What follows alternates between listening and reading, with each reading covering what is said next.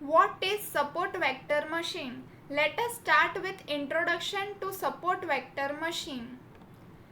Support vector machine is a supervised machine learning algorithm. It can be used for both classification and regression problems. What it does, it plots each data points into n-dimensional space in graph. It plots number of features on n-dimensional space. It can be used for both small and large data set, but in large data set it will be more efficient and build powerful machine learning models. New examples are then mapped into n-dimensional space based on the category it belongs. It draws a decision boundary which is hyperplane. You can see that here A, B, C and D are called hyperplanes which classify circles and plus category of points. Here you can see that which hyperplane classifies the point at its best. You can see that A and B are two hyperplane which will classify our data perfectly, but we will choose A. You can understand why we will choose A in further slide. What is margin? Hyperplane which has maximum distance from the support vectors is the most optimum hyperplane, and this distance between hyperplane and support vector is known as margin.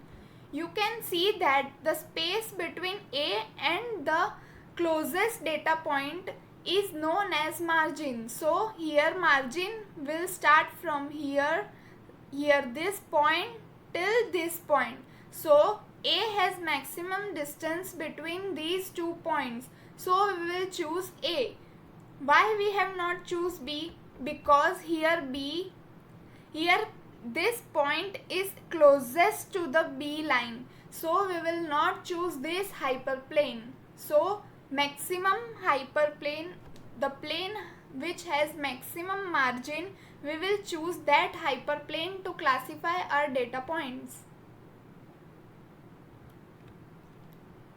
Points close to the hyperplane are known as support vectors. Here support vectors are this point and this point because it supports us to decide which hyperplane will be best for us to classify the data points. And that's where the name comes from, support vector machine. The hyperplane is drawn based on these support vectors. SVM works well when data points are linearly separable. Linearly separable means here you can separate these classes based on this line. So SVM is suitable for this type of problems. If decision boundary is non-linear, then SVM may struggle to classify. Here you can see that we cannot draw line here to classify circles and plus. So we have to use non-linear SVM. But here we can apply kernel transformation to convert it into linear SVM. So here we have applied x square plus y square equals to z. So all data points will be converted in upper plane. So now we can classify these points by drawing line in between. We will cover this kernel transformation topic in further videos. Which are the tuning parameters of SVM? The main tuning parameters are C, kernel, gamma. C is the regularization parameter which is used for how much we want to penalize the misclassified points. Kernel, it specifies the type of kernel to be used. Types are RBF, radial basis function, polynomial, sigmoid. Here RBF and poly are used for non-linear hyperplane. We will discuss this in further videos. Gamma is the kernel coefficient for RBF, poly and sigmoid. Small gamma gives less complexity. The larger the gamma gives more complexity. Advantages of SVM. It can be used for both linear and non-linear data. For linear we use linear SVM, and for non-linear data we use non-linear SVM. It is effective in high dimensional space because we can easily classify the points by drawing line or by using non-linear SVM. It is effective in case where number of dimensions are greater than number of samples. The more the space between the samples, we can easily classify them. So there should be more dimension than number of samples. It uses a subset of training point in decision function called support vectors, so it is memory efficient.